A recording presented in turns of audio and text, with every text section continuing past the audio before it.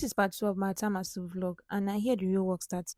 First thing first, I pick my Atama leaf outside in preparation for slicing. And let me just say, one thing I really love about slicing Atama is how easy it is compared to Afang. Omo, if you give me the option between slicing Afang and Atama, I go pick Atama without even thinking twice. The leaf is softer, easier to handle, and your hands don't feel like you just went through a battle after slicing it.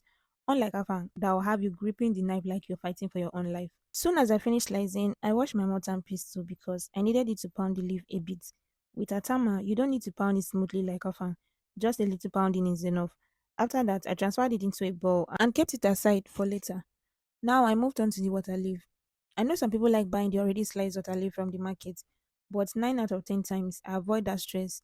Why? Because selecting all those tiny fruits from the leaves after buying it is even more tedious than picking and slicing it yourself at home.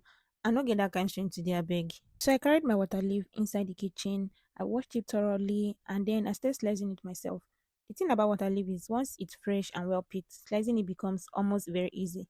The leaves are soft but not too soft, and as you slice, you start imagining how everything will come together in the pot. Once I was done slicing the water leaves, I moved on to the periwinkle.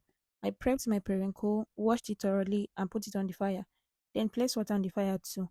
I'll be using warm water to wash the atama. I tested the leaf first to check the bitterness level because some atama leaves aren't too bitter. Thankfully, this one wasn't that bitter, so just one or two wash was enough. Normally, cheesecloth would do the job, but since I didn't have one, I used my small sieve instead. You use what you have, right? I poured the warm water over the atama leaf and started washing it gently. The goal is not to overwash it, especially when the leaf isn't too bitter. Just enough to reduce that sharp edge without losing the flavor. I use my hands to squeeze and rinse it a few times. Not too rough, just more pressure. I checked my periwinkle, it was half done, so I brought it down and set my main pot on fire. I added the washed fish to the meat I already steamed earlier, poured in a generous amount of palm oil, threw in the periwinkle and gave it a thorough stir before covering the pot. Next up, I selected and blended my crayfish using my hand grinder.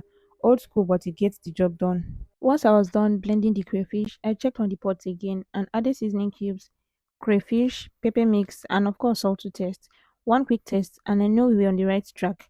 I covered the pot again for a few minutes, then added in the water leaf, gave it a proper stir, cover it, and let it simmer. At this point, I was terribly hungry. I was just counting down to when this whole food will be ready. That is one of the reasons why I don't like cooking a native soup because it takes a lot of time, it takes a lot of energy, and it's damn too stressful. I added the atama leaf last, which is the star of the show. I gave it a good stir and left it on fire for about 5 to 6 minutes. And after that, my soup was ready. I was so happy to be finally done. I had no choice than to do my happy dance in the kitchen. Guess what? The food was ready. I was happy. The pot was happy. That first bite was everything I was waiting for.